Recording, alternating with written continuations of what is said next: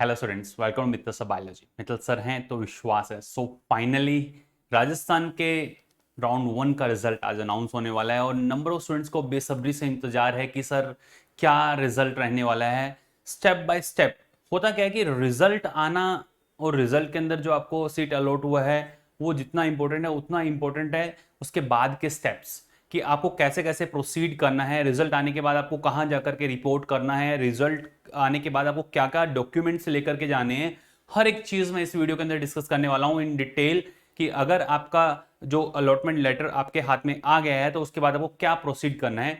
जो आपको particular date दी है, आपको पता है लास्ट जो नोटिफिकेशन आया था, लेटेस्ट कल रात को नोटिफिकेशन निकाला, सभी स्टूडेंट्स को इंतजार था कि रिजल्ट आने वाला है। बट ये नोटिस जिसके अंदर आया कि रिजल्ट कब अनाउंस होगा, 19 ऑफ अगस्त को, दिख रहा है आपको। आज जो ये रिजल्ट आने वाला है, इस रिजल्ट के अंदर रिजल्ट आते ही आपको कैसे प्रोसीड करना है। जो आपका अलॉटमेंट लेटर डाउनलोड करने की डेट दी होगी, देखिए आप इसके अंदर दिया हुआ है printing of the allotment letter online through the website by the candidate. 20 से 26 के बीच में आप अपना अलॉटमेंट लेटर जो है वो डाउनलोड कर सकते हैं। After that deposition of the prescribed 1 year tuition fee by the allotted candidate. जो आपका अलॉटमेंट लेटर होगा उस लेटर के अंदर आपको एक पर्टिकुलर यूनिक नंबर दिया जाएगा। वहां पे आप उस पे आप अपना ट्यूशन फीस जो है वो सबमिट कर दें। वो ट्यूशन फीस और आपका अलॉटमेंट लेटर और डॉक्यूमेंट्स, जो डॉक्यूमेंट्स रिक्वायर्ड है उनकी मैं अभी आपसे डिस्कस करूंगा, क्या क्या डॉक्यूमेंट्स आपको साथ में लेकर के जाने हैं। ये जैसे ही आपका अलॉटमेंट लेटर आता है उस पर आपको जो नंबर दिया है उससे आप अपना फीस सबमिट कर दें। एक चीज जरूर ध्यान रखिएगा, क्योंकि हर एक स्टूडेंट का एक यूनिक नंबर है उस अलॉटमेंट लेटर पे। तो ऐसा नहीं है किसी दूसरे स्टूडेंट के अलॉटमेंट लेटर पे जो आपको नंबर दिया आप वहां पे फीस सबमिट करें। आप अपने अलॉटमेंट लेटर पे जो आपको दिया हुआ है इसमें बैंक डिटेल्स वगैरह जो है वो डिफरेंट हो सकती हैं। देखिए आप reporting document submission including prescribe eligibility criteria as at allotted college desk in the academic block SMS medical college. आपको करना क्या है, जयपुर जाना है। ये जो गिवन जो आपको टाइम दिया हुआ है इस टाइम के अंदर 21 से 26 के बीच में सुबह 9 से लेकर शाम को 5 बजे तक, और 26 तारीख को शाम को 6 बजे तक लास्ट रिपोर्टिंग रहेगी। उससे पहले आप क्राउड से बचने से पहले आप जल्दी पहुंचे, एसएमएस के एकेडमिक ब्लॉक में जाएं। वहां पे आप अपना अलॉटमेंट लेटर जो आपने फी सबमिट की है, जो रिजल्ट आया उससे अलॉटमेंट रिजल्ट आने के बाद जो अलॉटमेंट लेटर है वो आपने जो फी सबमिट किया है वो, और अपने पूरे डॉक्यूमेंट्स लेकर के वहां आपको पहुंचना है। और होगा क्या, एसएमएस के अंदर हर एक कॉलेज, जितने भी मेडिकल कॉलेज राजस्थान के अंदर उन सभी के डेस्क होंगे, और पर्टिकुलर उस डेस्क पे जाकर के आपको अपना रिपोर्ट करना है जो कॉलेज आपको अलॉट हुआ है।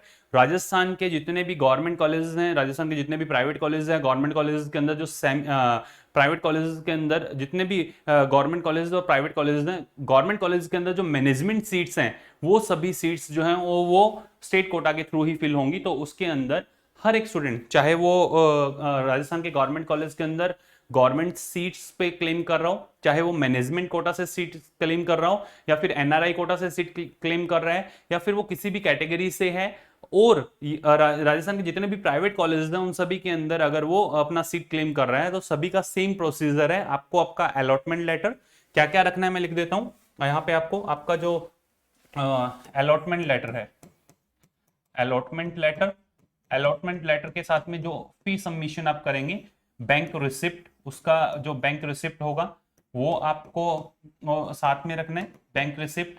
और फिर उसके बाद अलॉटमेंट लेटर है, बैंक रिसिप्ट है, और उसके अलावा और क्या क्या इंपॉर्टेंट डॉक्यूमेंट रहेंगे। आपका जो मार्कशीट रहेगा, 10th का मार्कशीट रहेगा, आपकी डेट ऑफ बर्थ के लिए सर्टिफिकेट के लिए आपका 10th का मार्कशीट, 12th का मार्कशीट, इवन 11th क्लास। देखिए आप क्या क्या डॉक्यूमेंट्स रिक्वायर्ड हैं। जैसे ही आपका अलॉटमेंट लेटर आता है, आने के बाद में जो जो प्रोसीजर रहेगा, एप्लीकेशन का पूरा प्रोसीजर आपको पता है ऑलरेडी। आप चॉइस फिलिंग कर चुके हैं, चॉइस फिल करने के बाद में लॉक किया, लॉक करने के बाद में अब रिजल्ट आया, रिजल्ट आने के बाद आपने अलॉटमेंट लेटर निकाला। Along with that allotment letter आपको क्या क्या साथ में रखना है।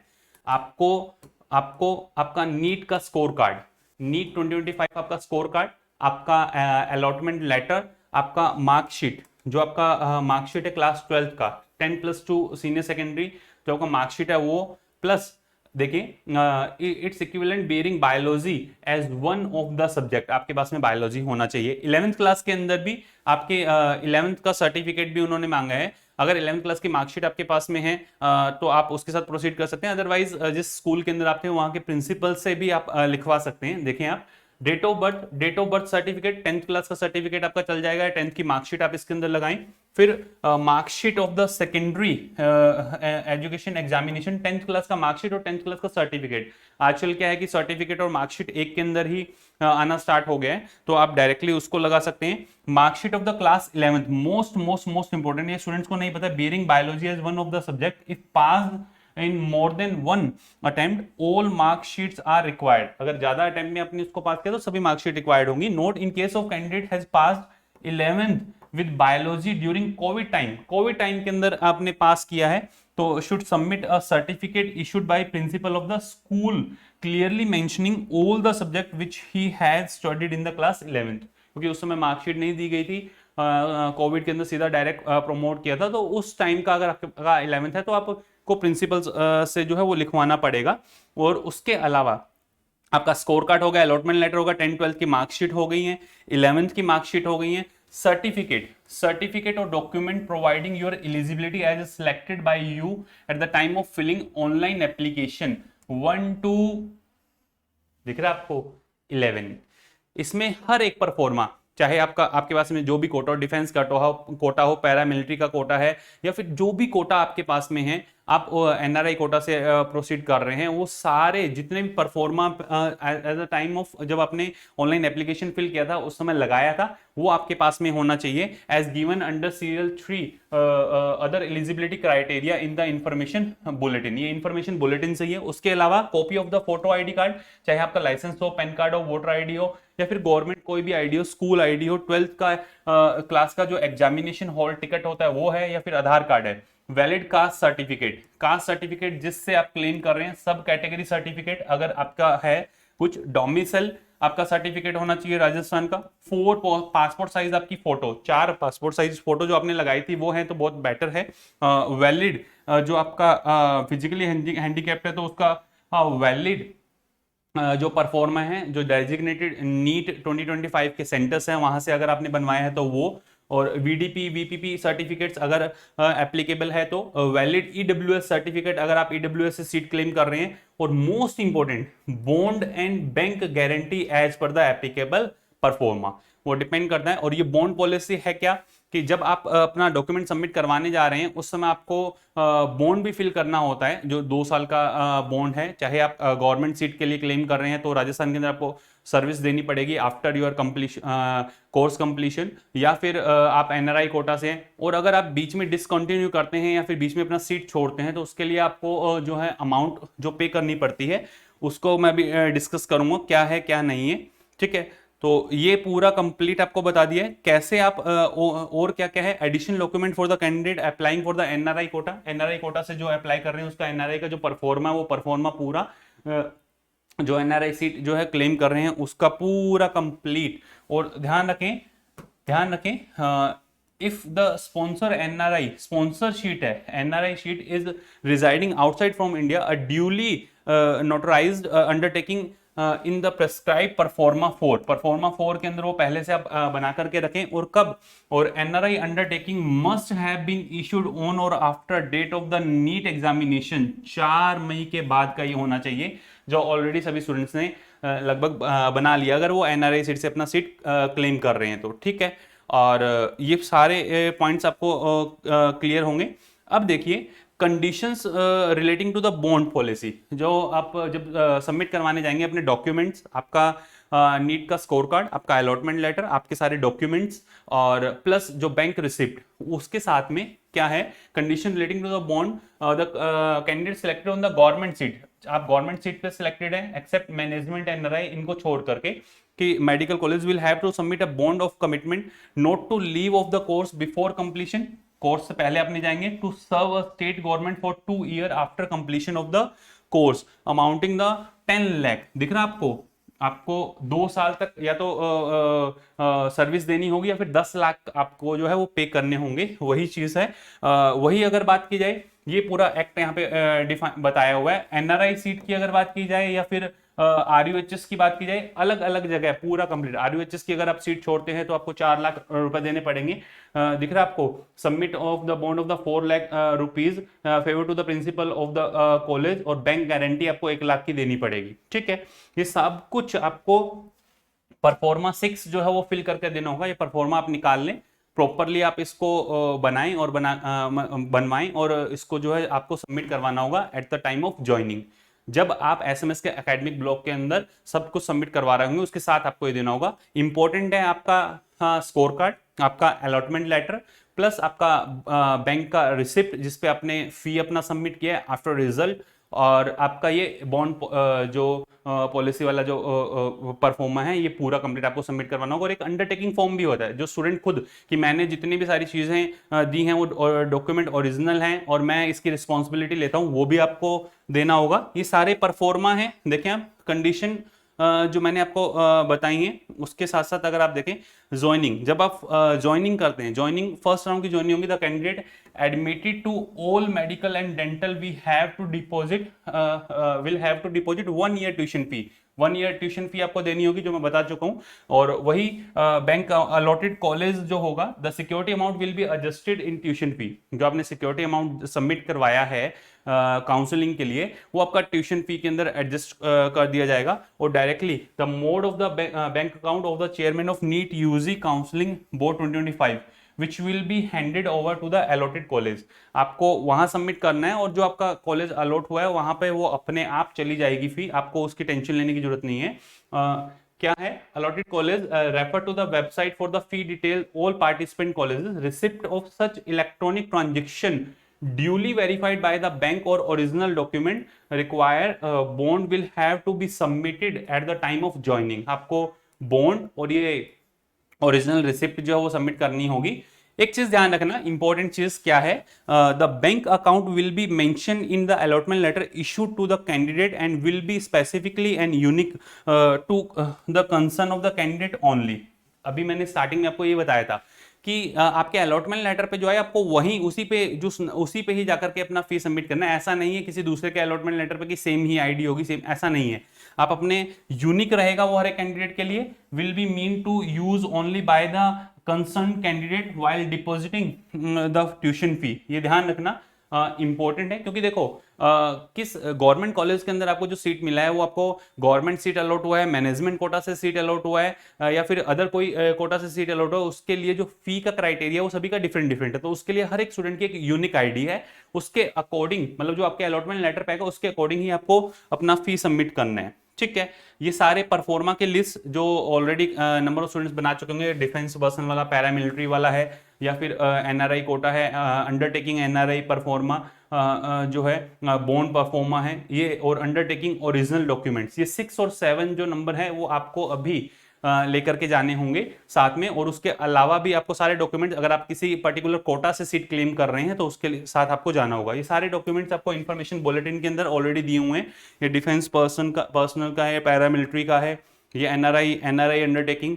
सबसे इंपॉर्टेंट परफॉर्मा नंबर 6 जिसके अंदर बॉन्ड, ये बॉन्ड साइन आपको करवाएंगे। स्टैम्प पेपर वैल्यू दिख रहा है आपको 500, दिख रहा है आपको वैल्यू नोट लेस देन 500। इस पे आपको ये पूरा परफॉर्मा बना करके और सबमिट करना होगा कि हम जो है वो सीट अपनी नहीं छोड़ेंगे या फिर हम कैसे प्रोसीड करेंगे, पूरा प्रॉपर।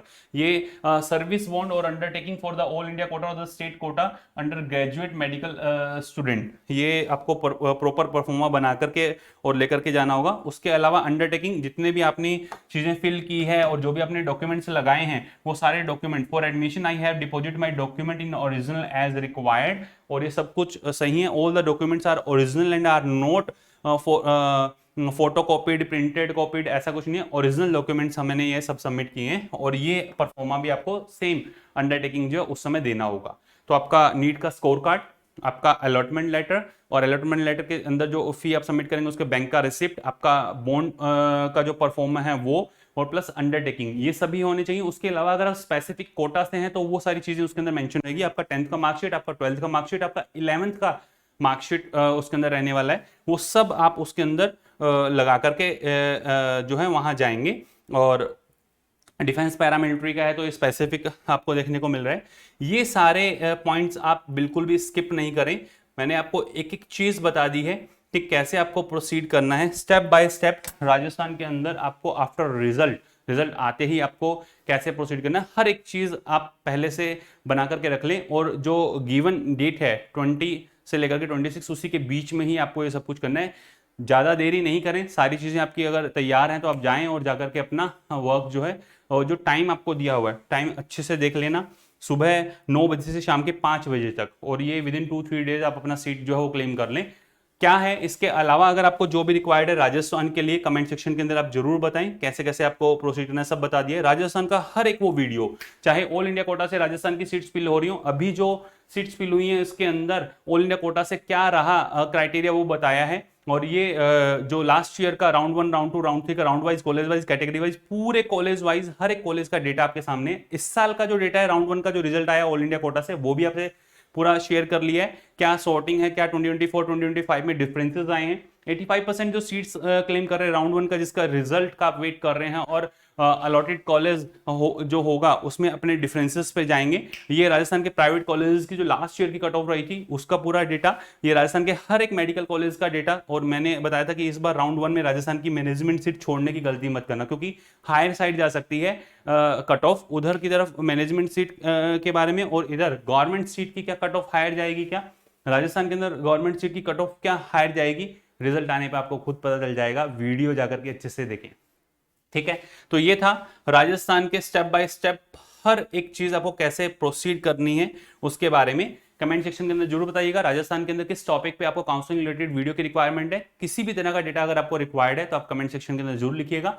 और अगर आप देखो राउंड 2 सबसे इंपॉर्टेंट होता है, और अगर राउंड 2 के अंदर अगर आपने प्रॉपर प्रेफरेंस लिस्ट बनाई है तो आप जो है अपना विलिंग का कॉलेज ले सकते हैं, क्योंकि राउंड 1 जो होता है फ्री एग्जिट होता है तो हर कोई अपना सीट जो है क्लेम करता है, बट राउंड 2 आपको बहुत ढंग से भरना पड़ता है।